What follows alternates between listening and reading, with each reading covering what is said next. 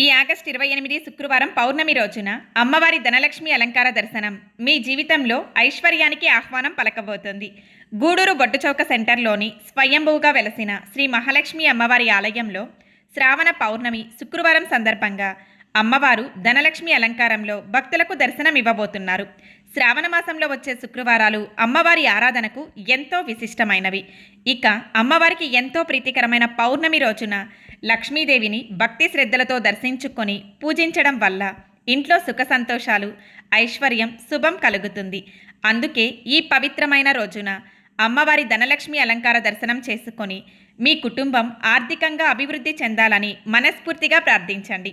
ముఖ్యంగా ఈరోజు సాయంత్రం 5:30 నుంచి అమ్మవారికి అలంకరించిన డబ్బుల మాలలను వేలంపాట వేయబోతున్నారు. ఈ వేలంపాటలో భక్తులు పాల్గొని తమకు తోచినంత మొత్తంలో అమ్మవారి డబ్బుల మాలలను తీసుకోవచ్చు.